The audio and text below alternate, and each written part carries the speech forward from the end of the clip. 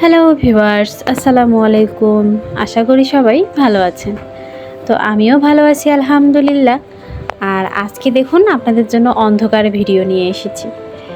এই অন্ধকারের মধ্যে আমি আপনাদের দেখাতে এসেছি যে কত জোরে বৃষ্টি এসেছে। বৃষ্টি কিন্তু অনেক জোরে জোরে হচ্ছে। আমি বৃষ্টির কাছাকাছি যেতে পারছি না, কারণ বৃষ্টির কাছাকাছি গেলে আমি ভিজে যাব। আর রাত তো অনেক হয়েছে, এত রাতে তো ভেজা যাবে না। আর দেখুন বৃষ্টিতে লাউ গাছগুলোকে আমার হাজব্যান্ড এখানে এনে দিল। আর গাছের কি অবস্থা! তো আমি এগুলো ঠিক করে রাখলাম। আর বৃষ্টিতে এই গাছগুলো একদমই বাইরে রাখা যাবে না, কারণ লাউ গাছ আমি বৃষ্টিতে একদমই তুলতে পারতেছি না।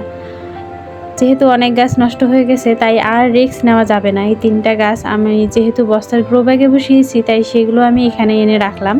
সাথে এই গামলাটাও এনে রাখলাম, যেহেতু ওখানে মাটি আছে, সেগুলো আবার ভিজে ন্যাতা হয়ে যাবে একদম। আর দেখুন এই যে লেবু গাছটাও ভিজতেছে বৃষ্টিতে। তো আপনাদের দেখাতে আসলাম যে দেখুন কত জোরে বৃষ্টি হচ্ছে। আর বৃষ্টিতে এরকম গাছ ক্ষতি হওয়ার থেকে বাঁচানোর জন্য সবাই এভাবে গাছ সংরক্ষণ করে রাখুন, মানে শেডের নিচে বা যেখানে বৃষ্টি পড়ে না সেখানে রাখুন, যাতে গাছ ক্ষতি না হয়।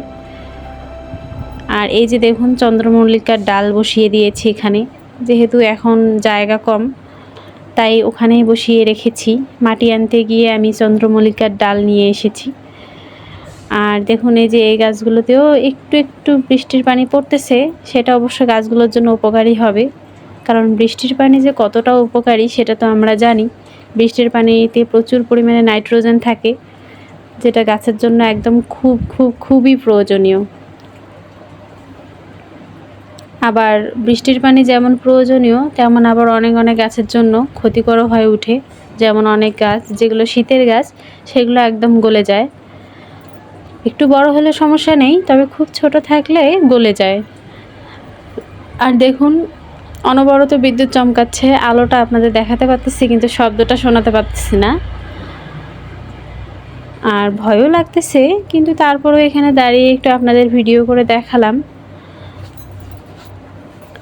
তো কে কে বৃষ্টিতে এইভাবে গাছ শেডের নিচে বা যেখানে বৃষ্টি পড়ে না সেখানে রেখেছেন, সেটা কমেন্টে জানিও। আর কার কার কী গাছ নষ্ট হলো সেটাও জানাই। আর দেখুন কিভাবে বৃষ্টি পড়তেছে।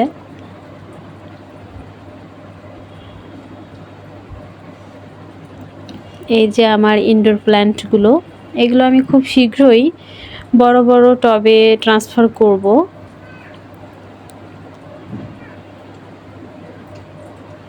আর আমার ভিডিওগুলো যদি আপনাদের খুব ভালো লেগে থাকে, তাহলে প্লিজ সাবস্ক্রাইব করে পাশের বেল আইকনটি বাজিয়ে রাখবেন।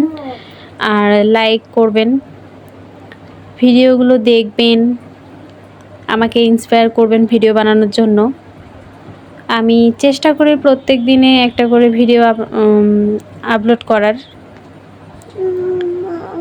তো এই যে লাউ গাছ দেখেন, বৃষ্টিতে অবশ্য বৃষ্টির পানি পেয়ে গাছগুলো একটু তরতাজাই হয়ে উঠেছে।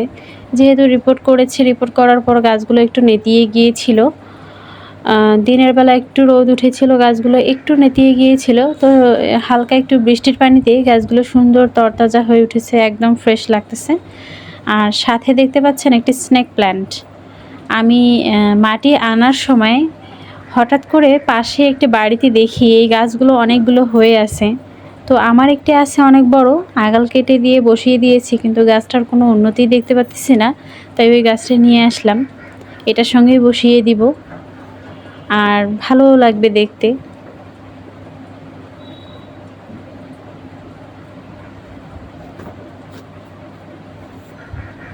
যাই হোক, মাটি আনতে গিয়ে 2 রকমের গাছও নিয়ে এসেছি। যেখানেই যাই যেমনই গাছ দেখতে পাই, যদি ভালো লাগে তাহলে নিয়ে আসি। বিশেষ করে ইনডোর প্ল্যান্ট তো নিয়ে আসতেই হবে।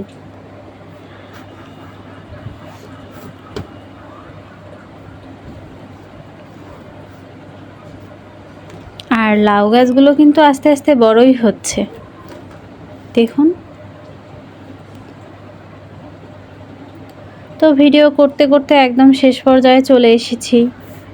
সবাই ভালো থাকবেন, সুস্থ থাকবেন। আল্লাহ হাফেজ।